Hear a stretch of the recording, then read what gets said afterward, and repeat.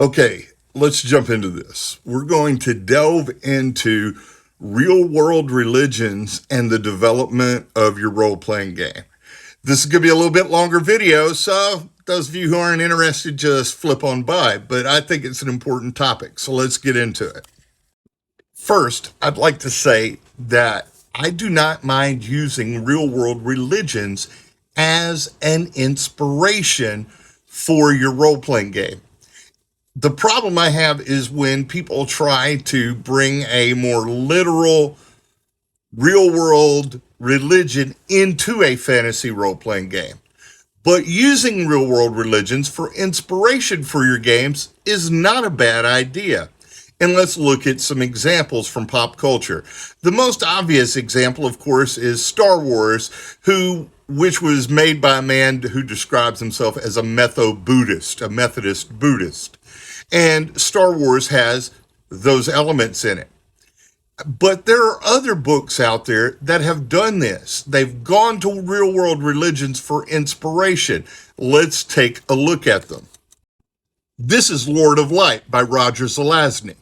It depicts Buddhism in a science fiction setting, and it's a framing device for the entire book. And it works out really well for the context of that book, though it is a bit dated today. But it uses those themes, but it develops them and it changes them, and it uses them in a really interesting way. This is a current book I'm reading called Empire of the Vampire. It does not use Christianity, but it uses its modified fantasy version of Christianity as part of the story of defeating these vampires. Well, not necessarily defeating them, but battling them. It's a really great book, and it uses Christian themes, but it is not a direct, literal representation of Christianity in the game.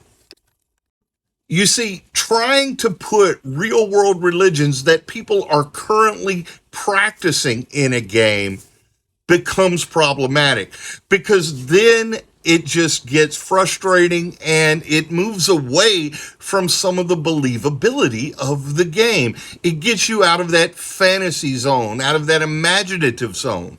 So if someone is reimagining a real world faith in their game as part of the religions, I don't have a problem with that. It's when they try to put that real world religion in a game. I don't think it works well. I've talked about this in some other videos. Thanks for asking.